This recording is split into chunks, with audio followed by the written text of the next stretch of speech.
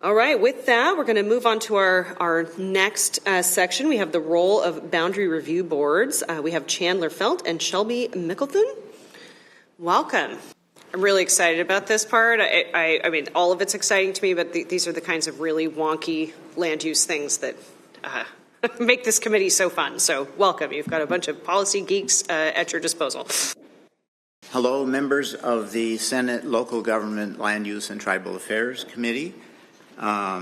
It's a pleasure to be here. My name is Chandler Felt. I'm a retired urban planner, member of the King County Boundary Review Board, and I am the legislative chair of the Washington State Association of Boundary Review Boards. And I'm Shelby Mickelton, and I am staff to the Washington State Association of Boundary Review Boards, and I'm also the chief clerk of the King County Boundary Review Board. Okay, could we have the next slide? Thank you for this opportunity to hopefully shed some light on the role and function of a bunch of obscure boards called the Boundary Review Boards. Let's have the next slide. So what are Boundary Review Boards? They were established by the legislature in 1967 as RCW 36.93 to address and adjudicate boundary line changes and disputes among governmental jurisdictions, including cities, towns, and certain kinds of special districts. For the most part, that means dealing with annexations, incorporations of new cities, and related types of boundary actions among jurisdictions. BRBs also provide a neutral forum for all parties in boundary disputes to be heard. So, next slide, please. What is our role? Initially, to provide advice and information for jurisdictions wishing to make boundary changes and to residents of areas who are asking about annexation or incorporation. Also, to provide public notice in an official way of proposed boundary changes, and in particular to give an opportunity to local governments and communities in the area of a proposed annexation, allowing them to ask for a formal public hearing on an intended change if there are concerns. Another aspect of our role is to decide the sufficiency of the information provided by a proponent in a notice of intention that a boundary change is being proposed. Next slide, please. But there's more. What's our role if a boundary change proposal is challenged by another jurisdiction or a community? In that case, the Boundary Review Board, or I'll call them BRBs for now, holds a hearing on the proposal. We provide a neutral forum for all parties to be heard. BRB hearings are quasi-judicial procedures. They allow transparent and public adjudication of boundary disputes. Our role also includes providing a ruling, a decision that is, in a timely manner. And finally, BRB decisions are appealable to Superior Court. That's the quasi-judicial part. Next slide. Who is on the Boundary Review Board? Well, community members are appointed by governments, including counties, cities, the governor, actually, and special district organizations such as the Washington State Association of Sewer and Water Districts. BRB members reflect the governments and communities that they come from and that we work with. And in finding new members, we look for expertise and experience on relevant subject matter. Next slide, please. There are 15 Washington counties with boundary review boards, the ones shaded in the dark color on this map. Note that they do include Whatcom and Skagit, as well as several counties in western and central Washington.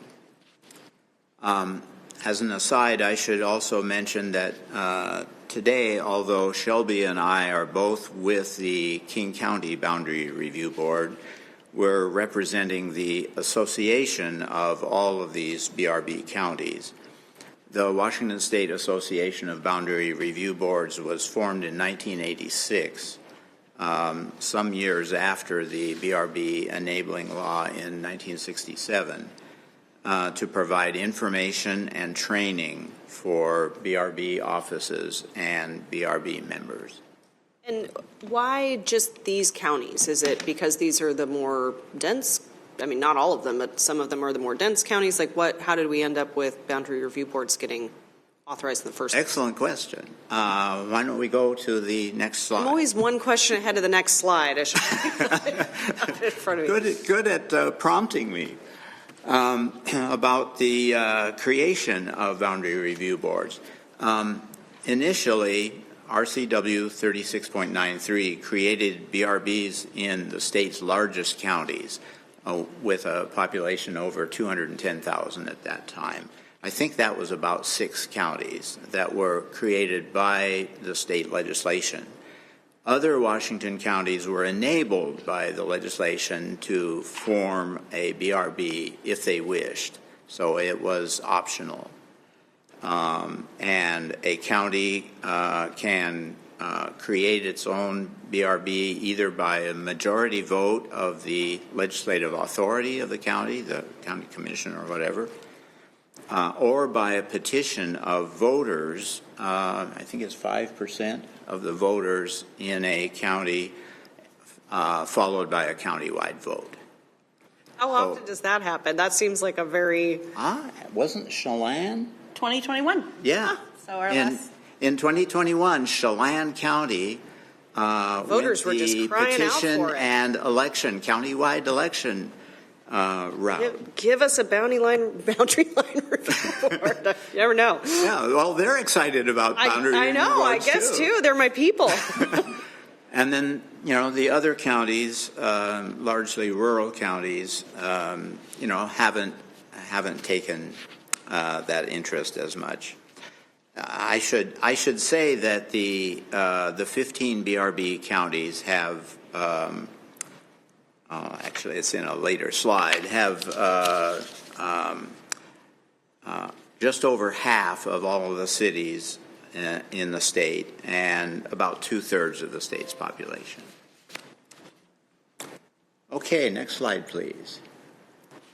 What laws do we follow? Well, most important to us, our own RCW 36.93, which includes review criteria for our review and action on boundaries that are referred to as factors and objectives.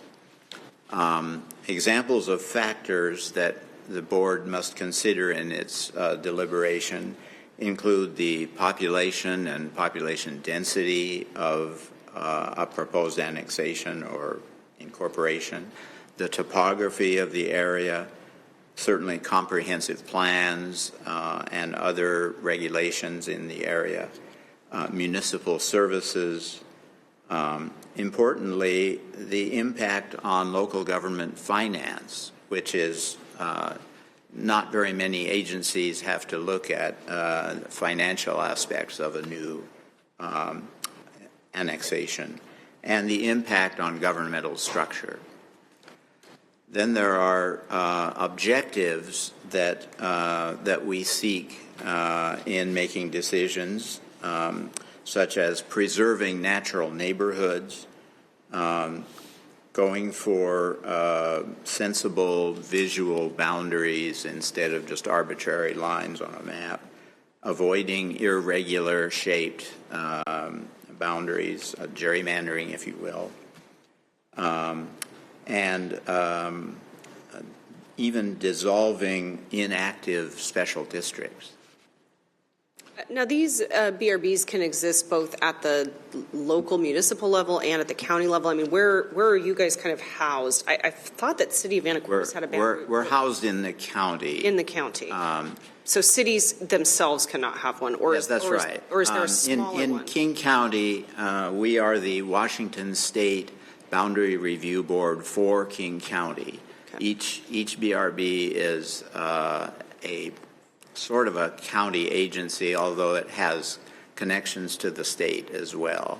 And cities are part of our purview, since it's going to be cities that are doing annexing. We haven't had to deal with any county annexations and de-annexations. I don't think we do that.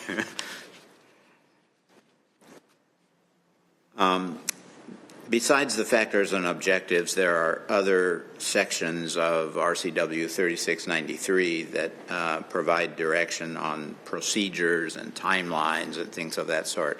Shelby will be talking about those aspects of our rules in a minute.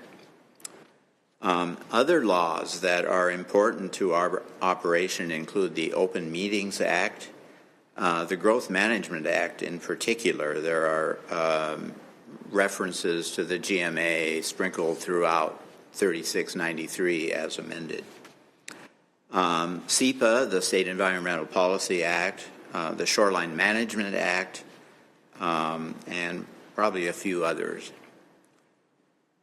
As our factors indicate, we must also observe county and city land use plans, policies, zoning, and particularly special district plans. Sewer and water districts have their own requirements to prepare comprehensive plans for service in their area, and those are an important anchor for us to observe.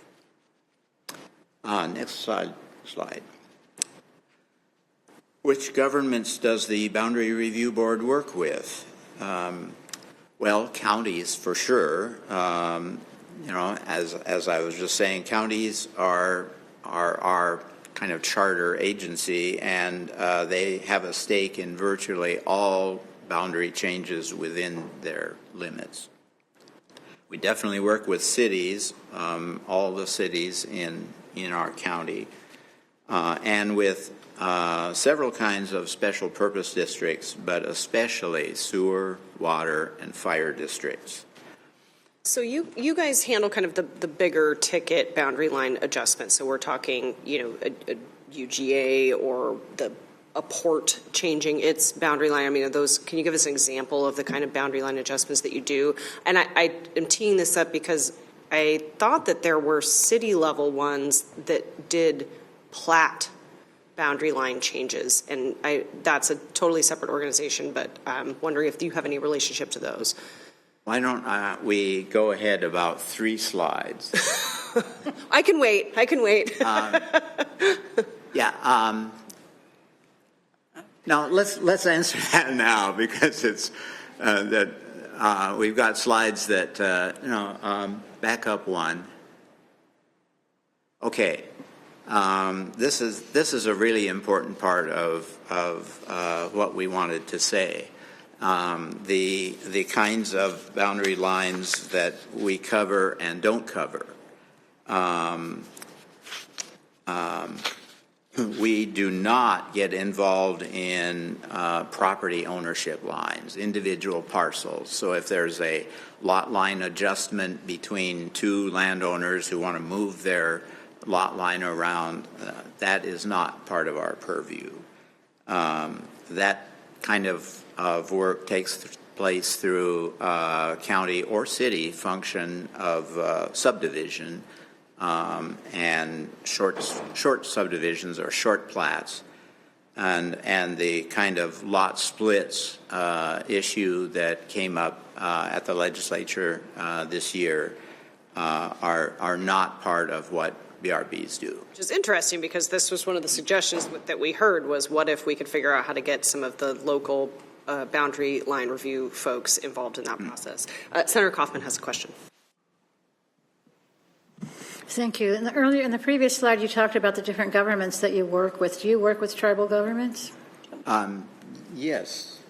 Go ahead.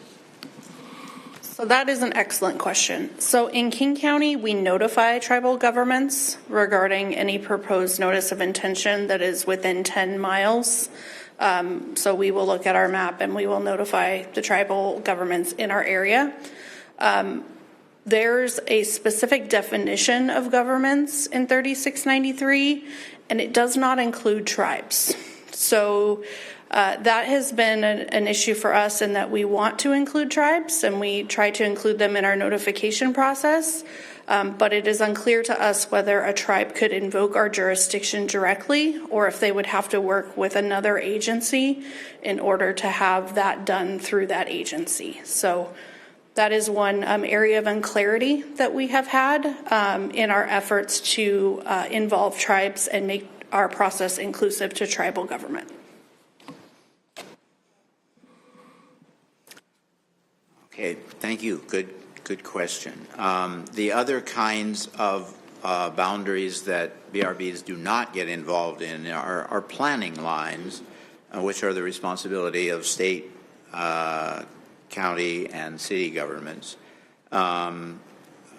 Lines like for comprehensive plans, land use and zoning designations, and important to this discussion, we are not involved in establishing or adjusting urban growth areas. So the UGB is not part of our function. What we are involved with are jurisdictional lines of cities, counties, towns, and those special districts that I mentioned. There are other kinds of special districts besides sewer, water, and fire. We're also involved with flood control, mosquito, and metropolitan park districts, but I haven't personally seen any cases of those in the last few years. Our purview does not include school, hospital, or library districts. And what about ports? No, I don't think so. I think we'd have to look at that and get back to you. The 3693 is specific to what they include and what they don't. And we always refer back, and we have a nice little checklist so that we're making sure that we follow the statute as it's written. I see I'm running a little behind, so I'll try to speed it up. Back one, two, yeah. Okay, forward one. Okay, it's amazing how many different jurisdictions we live in. This map of part of southeast King County just gives a sense of the plethora of various jurisdictions that are part of our discussion, including water and sewer districts in the middle, fire districts on the right, and city boundaries, and also the UGA on the map on the left. Again, we do not have any direct influence over UGA boundary changes, but the location of the UGA is an important factor that we have to consider. Okay, let's jump to the next and the next. Okay, so why is it essential to resolve the kind of boundary disputes that come up because of these overlapping or underlapping or confused boundaries? Boundary lines really determine efficient service provision, locations of governmental responsibilities. They determine the tax disbursements, property tax disbursements to jurisdictions, and even who gets to vote for city and district officials in particular geographic areas.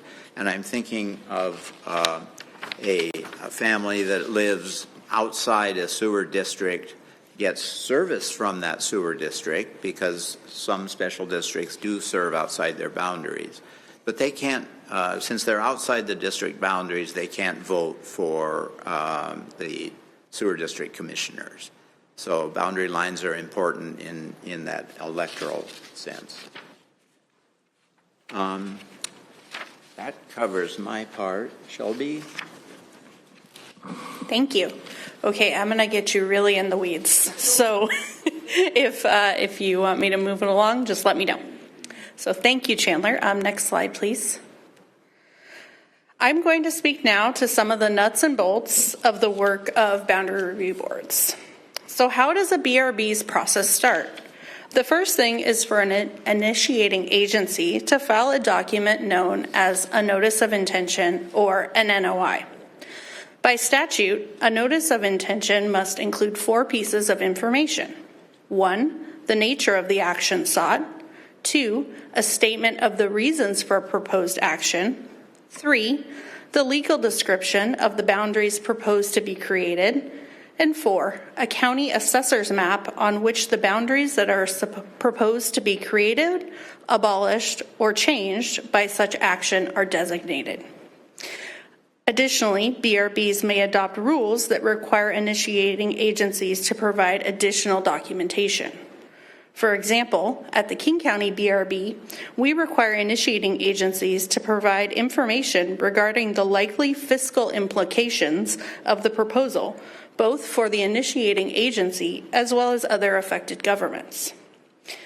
BRB staff spend a significant amount of time providing technical advice to governments while they're preparing for and also while they're drafting their NOIs. Once a BRB receives an NOI, BRB staff then review the materials submitted and determine the sufficiency of the proposal. We look at things such as, does the NOI address the required elements? Does it document the required steps of the annexation method and that the initiating agency is using? If it does those things and the filing fee has been paid, a BRB clerk will assign the file a file number and a filing date. Once a BRB file has a number, the 45-day review period starts. During that period, BRB staff provide notice to other affected agencies and governments, such as tribes.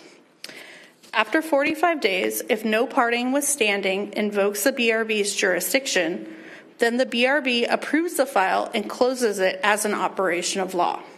Then the matter can move forward in the process per the statutory requirements of the chosen method of annexation. BRBs do have additional responsibilities regarding proposed municipal incorporations, including holding a public meeting regarding a proposed incorporation, as well as managing a fiscal impact study regarding the proposal. However, municipal incorporations are a complex topic that could take a presentation all of their own, and I will generally focus on annexations today. BRBs are also tasked with holding quasi-judicial public hearings and issuing decisions, and I'll touch on that in a moment. Next slide, please. I have mentioned that governments must choose a method of annexation. The legislature provides various methods of annexation in statute. Although there are many specific methods that apply to different types of annexations, such as an annexation by a code city or an annexation by a water sewer district, most of these can be generally described as petition, election, resolution, or interlocal agreement.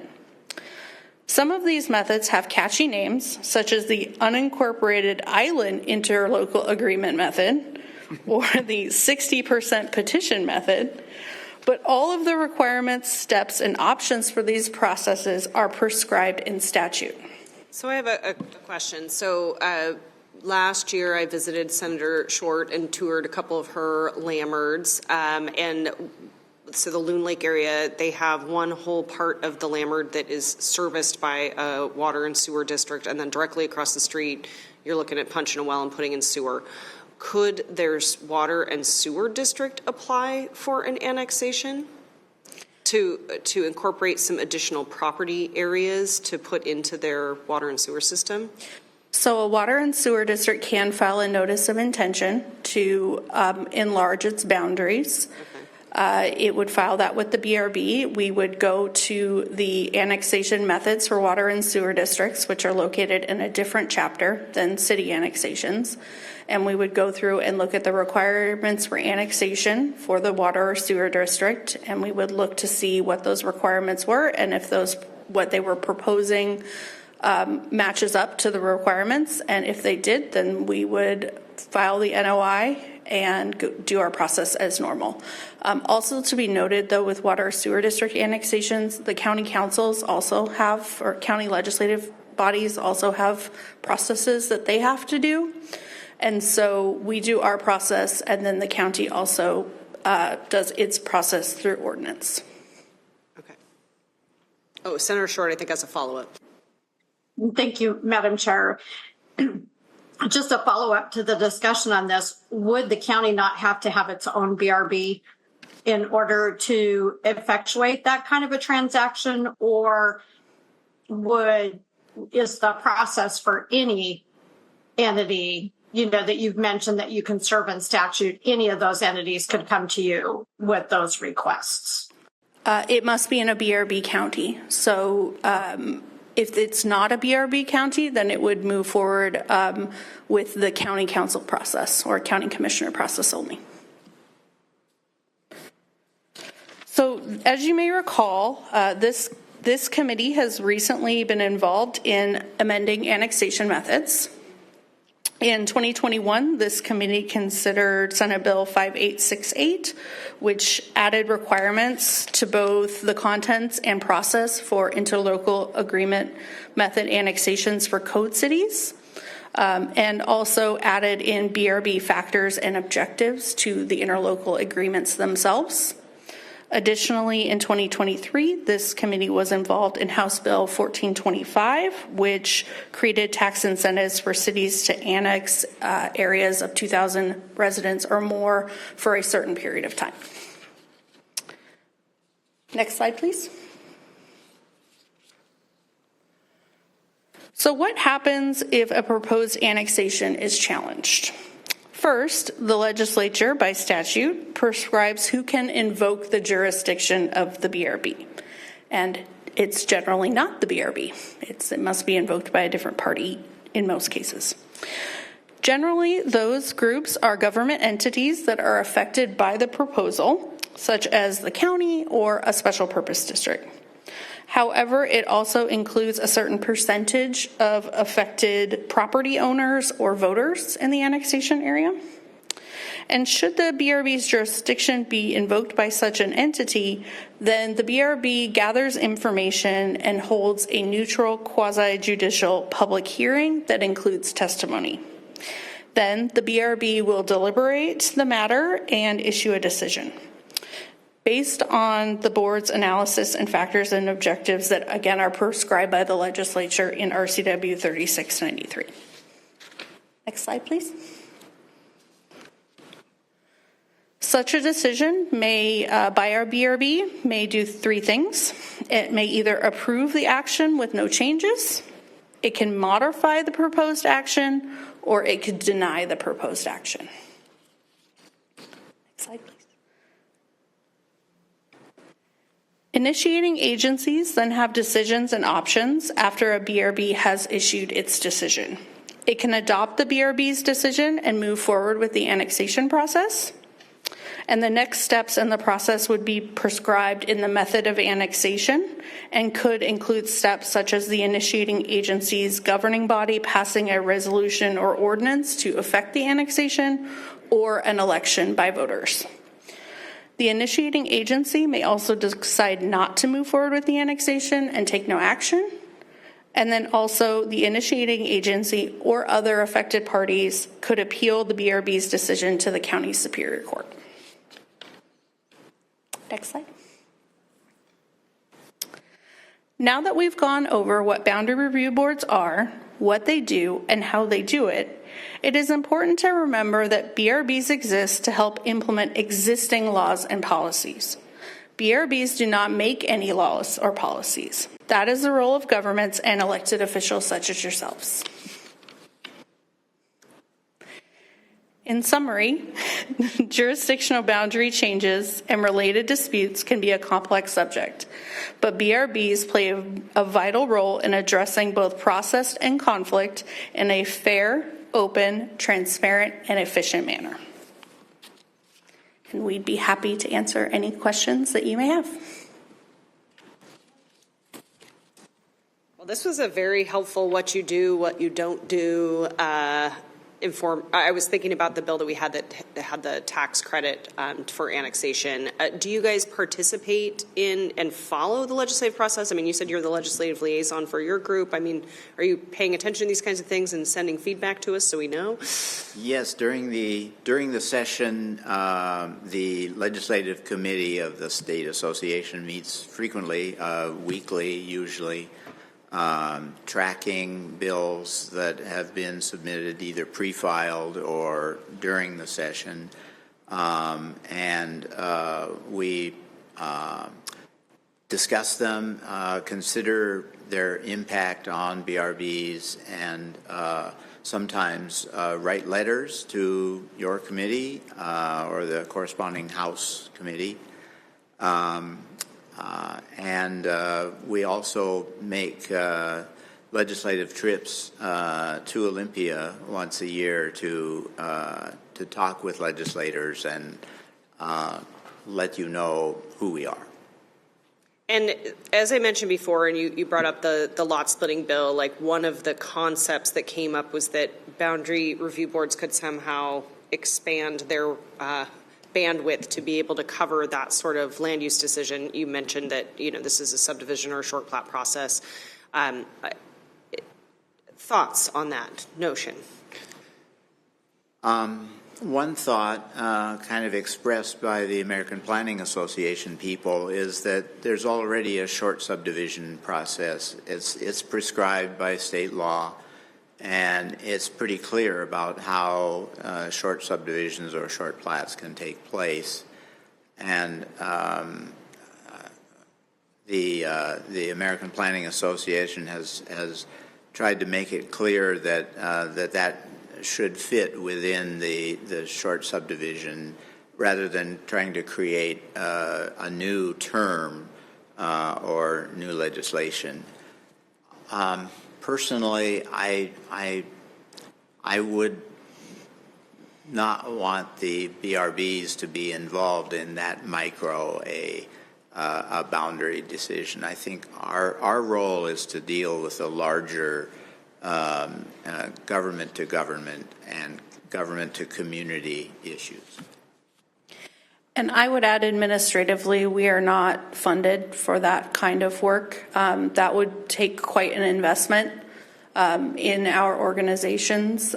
King County is unique in that we have a fully functioning office with staff. I would say our other counties generally don't have that kind of structure.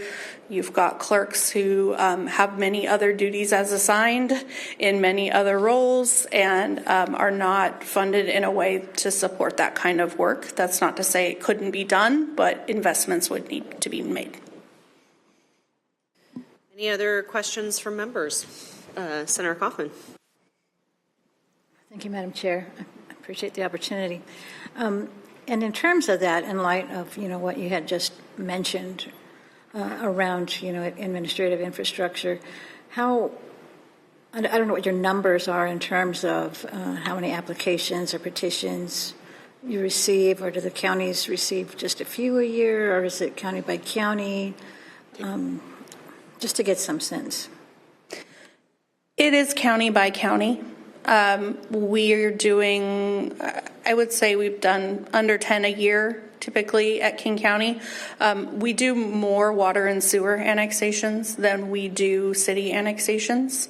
We have had so far one city annexation this year. We had one or two of them last year. Mm-hmm. So much more water sewer district. Also, we do service area changes for waters and sewer districts. We didn't go over that in detail, but that's another area that we address. I see we have phone a friend. Welcome. All right, let's see if am I on? Yes. Oh, Lethal Coe with the Whatcom Council of Governments. Just to speak for Whatcom, we had 3 annexations last year. about 190 acres worth. We had 3 small cities who Mark was discussing in a previous presentation, Everson, Nooksack, and I believe Linden. And we currently have an annexation proposal from Linden right now that's currently under review under the 45-day window. I'm sorry, thank you, Madam Chair. Just real quick. In terms of those numbers, does not actually reflect the amount of management that is needed within each one of those. So one can take a tremendous amount of time and another can go through. They are to scale. So if we're doing one parcel, that is going to be a much less amount of work than if we're doing a very large PAA, such as like Skyway or Fairwood or North Highline or those larger urban unincorporated areas.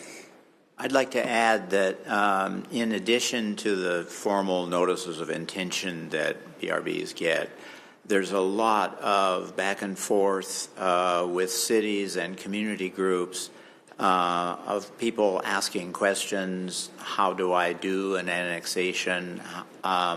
What can I do if I live in this area and I don't want to be annexed? So much of the time of the BRB staff is involved in just public information providing. Yeah, I've seen some interesting, just driving around, some, anti-annexation, like yard signs, and I think it has to do with, whether you're paying the municipal or the county property tax rate. So that gets really, the political subdivisions happen really, really quickly there as well. Well, thank you so much. That was incredibly informative.